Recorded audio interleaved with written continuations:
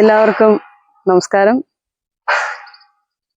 എൻ്റെ video YouTube ചാനലിലെ ഒരു ഇൻട്രൊഡക്ഷൻ വീഡിയോ തുടങ്ങിയപ്പോൾ എൻ്റെ ഗുരുക്കന്മാരെ സ്മരിച്ചുകൊണ്ടാണ് ഞാൻ തുടങ്ങി വെച്ചത്. എൻ്റെ ഈ കരിയറിലേക്ക് ഞാൻ എത്തിപ്പെടാൻ ദൈവം എൻ്റെ മുന്നിലേക്ക് കുറേ പേരെ തന്നു.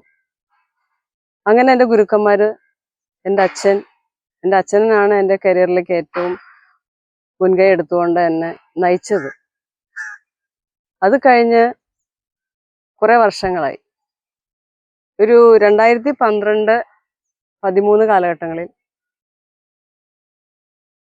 രാജഗിരി സ്കൂളിലേക്ക് എൻ്റെ ആദ്യത്തെ യോഗ ഇൻസ്ട്രക്ടർ സാഹചര്യങ്ങൾ ഒരുങ്ങുകയാണ്. അതിന് വേദിയായ എന്നെ പ്രോത്സാഹിപ്പിച്ച, ആത്മധൈര്യം തന്ന ഫാദർ ജോൺ പയനാടത്തച്ഛൻ, അദ്ദേഹത്തെ ഇന്ന് ഞാനൊന്ന് സ്മരിക്കുകയാണ്. കാരണം നവംബർ 21-ാം തീയതി, ഈ കഴിഞ്ഞ ദിവസം, അദ്ദേഹം നമ്മളെ വിട്ടുപിരിഞ്ഞുപോയി. അദ്ദേഹത്തിന്റെ വിശ്രമകാലത്ത് അദ്ദേഹത്തെ പോയി ഒന്ന് കാണണമെന്ന് എനിക്ക് സാധിച്ചില്ല. അത് എൻ്റെ മനസ്സിൽ വല്ലാതെ ഉലച്ചുപോയി. കഴിഞ്ഞ ദിവസം അദ്ദേഹത്തെ ഞാൻ ഒന്ന് സ്മരിക്കുകയാണ്, എൻ്റെ ഓർമ്മകൾ നിങ്ങളിലേക്ക് പങ്കുവെക്കുകയാണ്. ഞാൻ ഒന്നും ആയിരുന്നില്ല, ഇപ്പോഴും ഒന്നും ആയിട്ടില്ല എന്നാണ്. പക്ഷേ എനിക്ക് എൻ്റെ ജീവിതത്തിൽ ആദ്യത്തെ ഇന്റർവ്യൂ അദ്ദേഹത്തിൽ നിന്നാണ്. അദ്ദേഹമാണ് എന്നെ ഇന്റർവ്യൂ ചെയ്യുന്നത്. ആ രാജഗിരി അങ്കണത്തിന്റെ ആ ആംബിയൻസിലേക്ക് ഞാൻ പ്രവേശിച്ചപ്പോൾ ഞാൻ ആലോചിച്ചു, ഈ ഒരു ആംബിയൻസിൽ, ഈ ഒരു ക്യാമ്പസിൽ എനിക്ക് വന്നുപെടാനും സാധിക്കുമെന്ന് ഞാൻ വിചാരിച്ചതല്ല. എന്നെ അദ്ദേഹം ഇന്റർവ്യൂ ചെയ്യാനായിട്ട് വിളിച്ചപ്പോൾ ഞാൻ ആകെ നെർവസായിരുന്നു, വളരെ നെർവസായിരുന്നു. ആത്മവിശ്വാസമില്ല, ഒന്നുമില്ലാതെ ഞാൻ ആ പടി അകത്ത് കടന്ന് കയറുകയാണ്. അദ്ദേഹം എന്നിലേക്ക് തന്ന ആത്മവിശ്വാസവും വാത്സല്യവും എനിക്ക് മറക്കാൻ സാധിക്കില്ല. ഞാൻ നെർവസായപ്പോൾ അദ്ദേഹം എന്നെ കാമാക്കി, കൂളാക്കി, വളരെ വാത്സല്യത്തോടു കൂടി അദ്ദേഹം എന്നോട് സംസാരിച്ചു. എൻ്റെ ഒരു രക്ഷിതാവിനെ പോലെ അദ്ദേഹം എന്നോട് സംസാരിച്ചു കൊണ്ടേയിരുന്നു. എന്നിട്ട് എന്നോട് പറഞ്ഞു, നിനക്ക് സാധിക്കും. എന്നെ ഇന്റർവ്യൂ ചെയ്യണ സമയത്ത് എൻ്റെ മനസ്സ്, ഞാൻ ആരാണെന്ന് അദ്ദേഹം അപ്പാടെ മനസ്സിലാക്കിയിരുന്നു. അന്ന് ഞാൻ ചെന്നപ്പോൾ എൻ്റെ വസ്ത്രധാരണം, നിറം മങ്ങിയ വസ്ത്രം, ആ വസ്ത്രം കണ്ടിട്ട് അദ്ദേഹം ഞാൻ ഇന്റർവ്യൂ കഴിഞ്ഞ് പിരിയാൻ നേരത്ത് എന്നിലേക്ക് നീട്ടിയ കുറച്ച് പൈസ, ഞാൻ വേണ്ട അച്ഛാ എന്ന് പറഞ്ഞിട്ട് പോലും അദ്ദേഹം പറഞ്ഞു, ഇല്ല, ഇത് ഇരിക്കട്ടെ, ഇത് എൻ്റെ സ്നേഹം എന്ന് പറഞ്ഞ് അദ്ദേഹം ആദ്യമായിട്ട്, ശമ്പളം കിട്ടുന്നതിന് മുമ്പേ ആദ്യമായിട്ട് പൈസ തന്നു. എന്നിട്ട് പറഞ്ഞു, നല്ല രസമുള്ള വസ്ത്രം ധരിച്ച് ഈ ക്യാമ്പസിൽ നീ ഉഷാറായിട്ട് നടക്കണം, നിന്നെ ആരും ശല്യം ചെയ്യില്ല, ഞാൻ അവരോടൊക്കെ നിന്നെ സഹായിക്കാം, സപ്പോർട്ട് ചെയ്യാൻ പറയാം എന്നൊക്കെ പറഞ്ഞാൽ അദ്ദേഹം എനിക്ക് നീട്ടിയ പണം, ഞാൻ വേണ്ടാന്ന് പറഞ്ഞിട്ട് പോലും അദ്ദേഹം പറഞ്ഞു, ഞാൻ നിനക്ക് ഒരു കാര്യം പറയാം, ശമ്പളം കിട്ടിയിട്ട് ആദ്യത്തെ ശമ്പളം കിട്ടുമ്പോൾ തന്നാൽ മതി എന്ന് പറഞ്ഞു. എൻ്റെ ആദ്യത്തെ ശമ്പളം കിട്ടി ഞാൻ മുന്നിൽ കൊടുത്തപ്പോൾ പറഞ്ഞു, അതിരിക്കട്ടെ, അടുത്ത മാസം നമുക്ക് മേടിക്കാം എന്ന് പറഞ്ഞ് അദ്ദേഹം എന്നിൽ നിന്ന് ആ പൈസ മേടിക്കാതെ, അങ്ങനെ ആ ഒരു ചാപ്റ്റർ ക്ലോസ് ആയി. പക്ഷെ അദ്ദേഹം തന്ന ആത്മവിശ്വാസവും, എല്ലാവർക്കും അവിടെ അദ്ദേഹത്തെ പേടിയായിരുന്നു. ഒരു പറ്റ ആളുകൾക്ക് പേടിയായിരുന്നു, പക്ഷെ എനിക്ക് പേടിയുണ്ടായിരുന്നില്ല. എന്തെന്നില്ലാത്ത ബഹുമാനം. എന്നെ ആ ക്യാമ്പസിലേക്ക് എന്നെ എടുക്കാനും വേറെ ഇന്റർവ്യൂ ചെയ്യാൻ ആൾക്കാർ വെയിറ്റ് ചെയ്യുന്നുണ്ടായിരുന്നു. പക്ഷെ എനിക്കാണ് അദ്ദേഹം ഓപ്പർച്യൂണിറ്റി തന്നത്. അതാണ് എൻ്റെ ജീവിതത്തിന്റെ തുടക്കം. ഞാൻ അദ്ദേഹത്തെ നന്ദി സ്മരിക്കുകയാണ്, ആത്മാർത്ഥമായിട്ട് സ്മരിക്കുകയാണ്. ഞാൻ മനസ്സിലൊരു കുറ്റബോധം ഉണ്ടായിരുന്നു, എനിക്ക് അദ്ദേഹത്തെ കാണാൻ പറ്റിയില്ല അവസാന കാലത്തിൽ എന്ന് വിചാരിച്ചു. അദ്ദേഹത്തിന് മുന്നിൽ പ്രണാമം.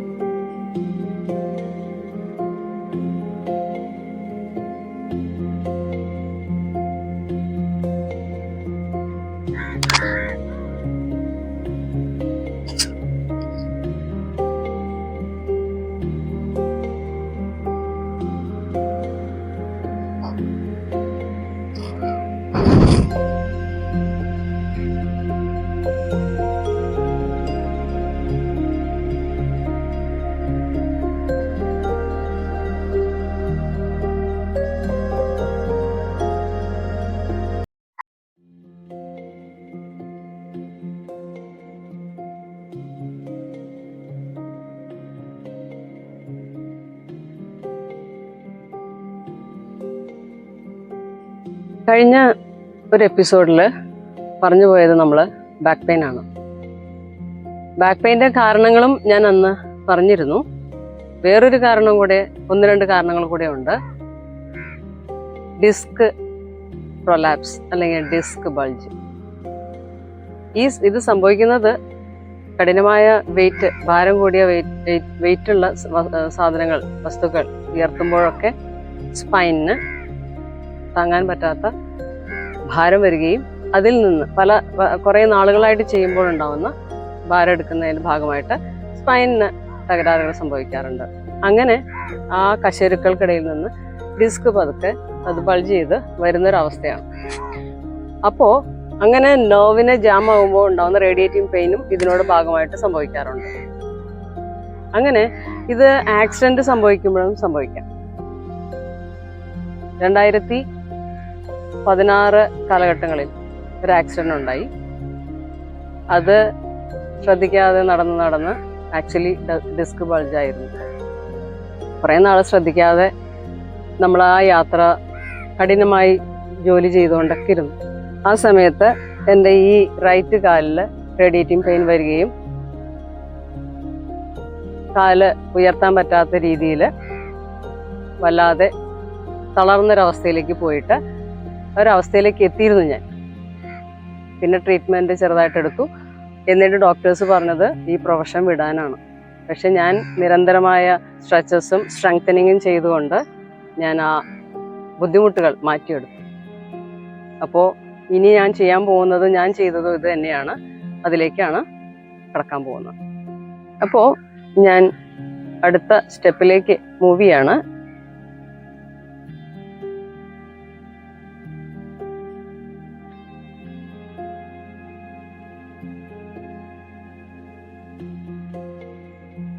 ആദ്യം എപ്പോഴും പറയാനുള്ളത് പോലെ വളരെ കൂളായിട്ട് റിലാക്സ് ചെയ്യാൻ ശ്രമിക്കുക ആദ്യം.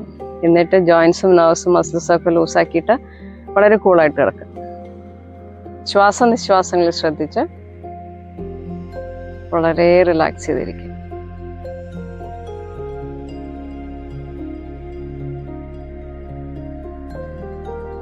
എന്നിട്ട് കൈ രണ്ടും ഞാൻ ഇങ്ങനെ വിടർത്തി വെക്കുകയാണ്. കാല് രണ്ടും മടക്കി വൈഡാക്കി വെക്കുകയാണ്. എന്നിട്ട് ഒരു റൈറ്റ് കാല് ഞാൻ ചെയ്തിരുന്ന രീതിയാണ്, നമ്മളുടെ പെരിഫോമിസ് മസിൽ ഈ ഭാഗത്ത് അവിടെ ഉണ്ടാവുന്ന നീർവീക്കമൊക്കെ മാറ്റാനും ഇത് നല്ലതാണ്. ഇതിനോട് ബന്ധപ്പെട്ട് വരുന്ന സംഭവങ്ങളാണ് ഇതെല്ലാം. അപ്പോൾ ഞാൻ എൻ്റെ റൈറ്റ് കാല് അനക്കുന്നില്ല. ലെഫ്റ്റ് കാല് പതുക്കെ അകത്തേക്ക് ഞാൻ നന്നേ പ്രസ് ചെയ്ത് കൊടുക്കും. അപ്പോൾ ഇപ്പുറത്തുള്ള മസിലിൽ നിങ്ങൾക്ക് ചെറിയൊരു പ്രസ് കിട്ടുമ്പോൾ ആ ഒരു ഇൻഫ്ലമേഷൻ മാറ്റാനായിട്ട് സഹായിക്കും. അതേപോലെ തന്നെയാണ് ഈ കാല്, ലെഫ്റ്റ് കാല് അനക്കുന്നില്ല, റൈറ്റ് കാല് നല്ലോണം അകത്തേക്ക് പ്രസ് ചെയ്യും. അത് നന്നേ നമുക്ക് പറ്റാവുന്ന അത്ര രീതിയിൽ നമ്മൾ പ്രസ് ചെയ്യും. നമ്മൾ വീണ്ടും ഞാൻ തിരിച്ചു വരും, ഈ കാല് അകത്തേക്ക് പ്രസ് ചെയ്യും.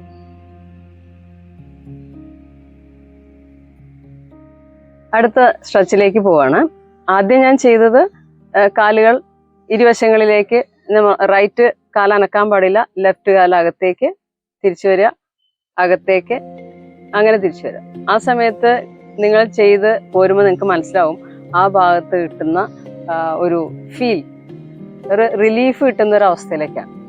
അപ്പോൾ അടുത്ത സ്ട്രെച്ചിലേക്ക് ഞാൻ പോവാണ്.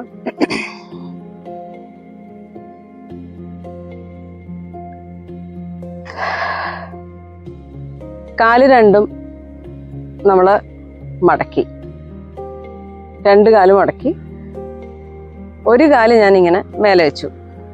ശ്രദ്ധിച്ച് കാണുക. ഇപ്പോൾ ഇങ്ങനെ നമ്മളിങ്ങനെ ഒരു ട്രയാങ്കിൾ ഷേപ്പിൽ ഇങ്ങനെ വന്നിട്ടുണ്ട്.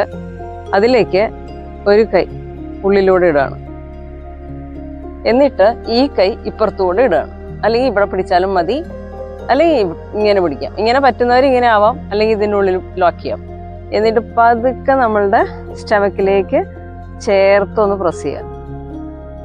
പതുക്കെ ചേർത്തൊന്ന് പ്രസ് ചെയ്യാം. എന്നിട്ട് ഞാൻ എന്താ ചെയ്യുക വെച്ചാൽ, ലോക്ക് ചെയ്ത ഭാഗത്തേക്ക് ഞാൻ അല്പം ഒന്ന് ചെരിഞ്ഞു. ലോക്ക് ചെയ്ത എന്ന് വെച്ചാൽ ഈ ലോക്ക് ലോക്ക് ചെയ്ത ഭാഗത്തേക്ക് അല്പം ചെരിഞ്ഞിട്ട് പ്രസ് ചെയ്യുന്നു. കുറച്ച് നേരം അവിടെ നിന്ന് നോർമൽ ബ്രത്തൊക്കെ ചെയ്ത് സ്ട്രെച്ച് കൊടുത്ത് അങ്ങനെ ഇരിക്കാം. 5-10 സെക്കൻഡ്സ് അങ്ങനെ നിൽക്കാം. എന്നിട്ട് സാവധാനം കാല് താഴെ വെച്ചു. കാല് ചേഞ്ച് ചെയ്യാണ്. ഈ കാല് ഞാൻ ഇപ്പുറത്തേക്ക് വെച്ചു.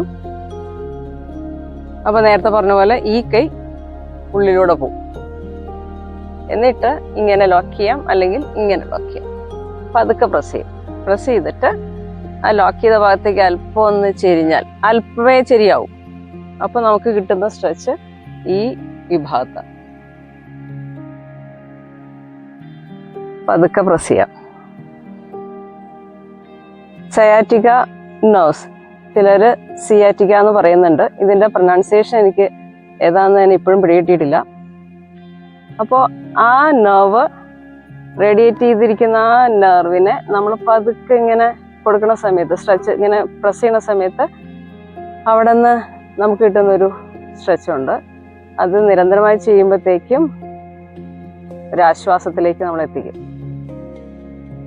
തിരിച്ചു വരാം. ഇതൊരു 2-3 പ്രാവശ്യം ചെയ്യുമ്പോൾ ഒരു ദിവസം മൂവ് ചെയ്യാനുള്ള ഫ്യൂവൽ നമുക്ക് കിട്ടും. അത് ഉറപ്പ്. നല്ല എനർജിയിലേക്ക് നമുക്ക് മൂവ് ചെയ്യാൻ പറ്റും. റിലാക്സ്.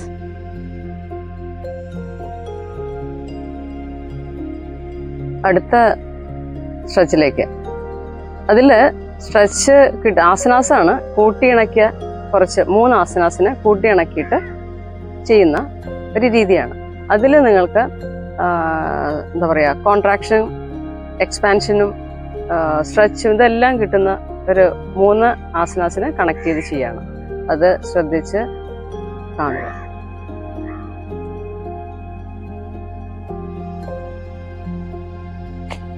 ആദ്യം കമിഴ്ന്ന് കിടക്കുകയാണ്. ചിൻ ഫ്ലോറിൽ, കൈ ഷോൾഡേഴ്സിന് തൊട്ട് താഴെ, ടോ പൊക്കി വെച്ചു, നീ ടച്ച് ചെയ്തു, ചെസ്റ്റ് ടച്ച് ചെയ്തു, ബട്ടക്സ് മാത്രം ഉയർത്താണ്.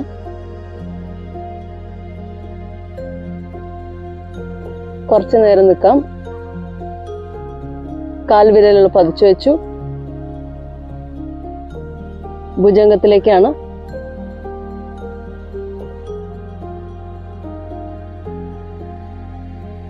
കൈയുടെ പൊസിഷൻ മാറ്റരുത്. മുട്ടുമടക്കി കാല് പതുക്കെ അകത്തി നികുഞ്ചം.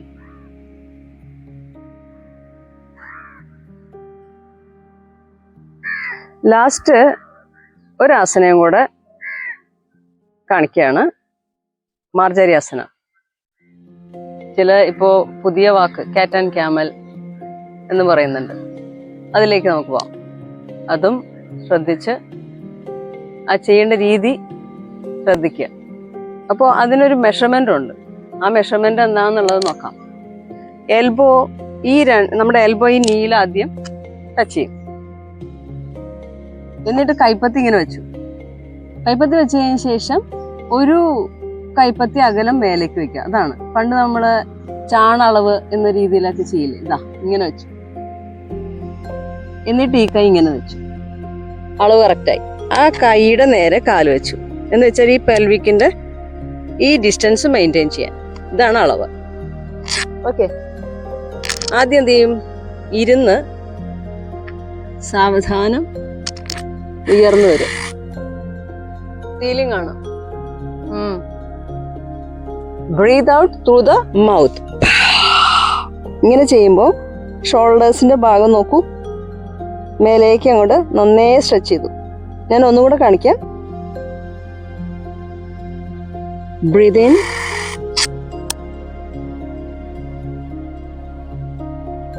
Breath out. വായി കൂടെ ഞാൻ കളഞ്ഞത് ഫ എന്ന് പറഞ്ഞാൽ മതി. ഓക്കെ. ഇത് നമ്മളുടെ കശേരുക്കൾക്ക് നന്നേ കോൺട്രാക്ഷനും എക്സ്പാൻഷനും, കോൺട്രാക്ഷനും എക്സ്പാൻഷനും. അപ്പൊ നമുക്ക് നല്ലൊരു റിലീഫാണ് മാർജാരിയാസനയിലൂടെ. ഇത് ഡെയിലി പ്രാക്ടീസ് ചെയ്യുകയാണെങ്കിൽ നമുക്ക് സുഖമായിട്ട് മൂവ് ചെയ്യാം. നന്നേ നമ്മളുടെ ഒരു ദിവസം സുഖമായിട്ട് മൂവ് ചെയ്യാനുള്ള സ്ട്രെച്ച് ആവോളം നമുക്ക് കിട്ടിക്കഴിഞ്ഞു. മാർജാരിയാസന, കാറ്റ് ആൻഡ് ക്യാമൽ എന്ന് പറഞ്ഞ പോലെ മാർജാരി. പൂച്ച ക്ഷീണിച്ച് കിടന്നിട്ട് അവന് ഉറക്കമൊക്കെ കഴിഞ്ഞ് എഴുന്നേക്കില്ലേ, ആ ഒരു മൂമെന്റ് കണ്ടിട്ടാണ് മാർജാരിയാസന വന്നിട്ടുള്ളത്. നമ്മുടെ പ്രകൃതിയിലുള്ള ജീവജാലങ്ങളെ കണ്ടുകൊണ്ടാണ് ഓരോ ആസനാസും വന്നിട്ടുള്ളത്. അപ്പൊ അവയുടെ ജീവിത രീതി ഒക്കെ കണ്ടിട്ട്. ഓക്കെ, അപ്പോ മാർജാരിയാസന. അപ്പോ ഈ കഴിഞ്ഞ 2 എപ്പിസോഡ് അതിൽ പറഞ്ഞു പോയ കുറച്ച് ആസനാസും സ്ട്രെച്ചസും ഡെയിലി ചെയ്തു പോവുകയാണെങ്കിൽ ബാക്ക് പെയിന് പ്രിവെന്റ് ചെയ്യാം, നമ്മുടെ കയ്യിൽ ഒതുക്കാം. അപ്പോൾ ഭക്ഷണ രീതി, ആ ഭക്ഷണം കറക്റ്റ് സമയത്ത് കഴിക്കുകയും കഴിക്കേണ്ടതും കഴിക്കുക. അപ്പോൾ യോഗ ചെയ്യാൻ വരുന്ന ഒരാളോട് എനിക്ക് പറയാൻ ഇതേ ഉള്ളൂ. മിതമായ വ്യായാമം, മിതവും ഹിതവുമായ ഭക്ഷണം, നല്ല ശ്വാസോച്ഛ്വാസം, മനോനിയന്ത്രണം ധ്യാനത്തിലൂടെ, നല്ല ശ്വാസോച്ഛ്വാസം പ്രാണായാമയിലൂടെ. നമുക്കൊരു എപ്പിസോഡ് പ്രാണായാമ പറഞ്ഞു പോവാം. അപ്പോൾ അടുത്ത എപ്പിസോഡിൽ പറയാൻ പോകുന്നതെന്ന് വെച്ചാൽ ധ്യാനമാണ്, മെഡിറ്റേഷനാണ്. ഉറങ്ങുന്നതിന് മുമ്പ് കേട്ട് ഉറങ്ങാം.